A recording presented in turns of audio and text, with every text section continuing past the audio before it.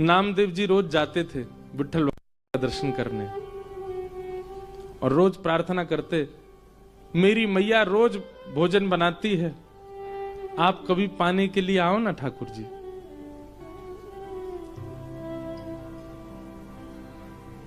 रोज नामदेव जी की एक ही प्रार्थना सुन के ठाकुर जी बोले, हे नामा, अब तू कहता है रोज मेरे घर प्रसाद पाने आओ, यहां दर्शन कौन देगा? फिर एक काम हो सकता है। बोले क्या?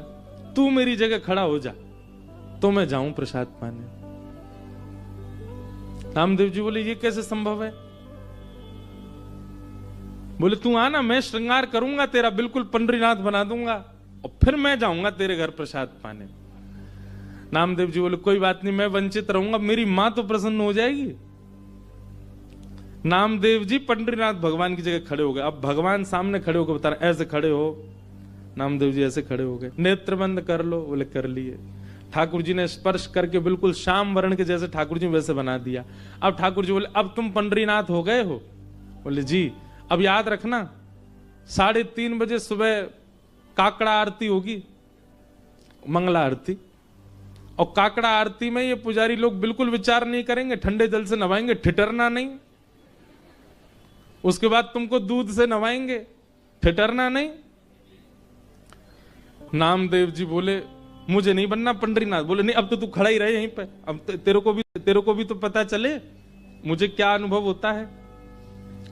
और काकड़ा आरती में नियम होता है कि ठाकुर जी श्री पंडरीनाथ भगवान के मुंह पे मक्खन ऐसे रख देते हैं, मक्खन ऐसे चिपका देते हैं पूरा, और फिर उसके बाद आरती करते हैं ठाकुर जी की। कभी जाओ पंढरपुर दर्शन करना मंगला का, काकड़ा आरती बहुत सुंदर होती है। तो ऐसे मक्खन रख देंगे, मन तो होगा तेरा खाने का पर चाटना नहीं।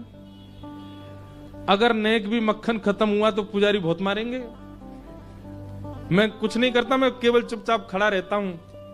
उसके बाद तुम्हारा श्रृंगार होगा और श्रृंगार के बाद फिर द्वार खोल दिए जाएंगे, सब भक्त आके चरणों में प्रणाम करेंगे और कुछ भी मांगे देना नहीं, सुन लेना।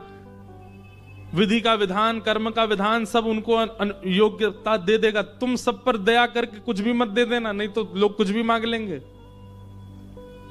अब खड़े रहो, मैं जा रहा हूं। और अर्धरात्रि में श्री पंडरीनाथ भगवान नामदेव जी के घर गए।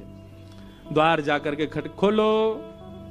जैसे ही द्वार खोला माने, आहा, जैसे ही द्वार पर पंडरीनाथ भगवान को देखा, नामदेव जी की माता जी तो आनंदित हो गई, चरणों में गिर पड़ी।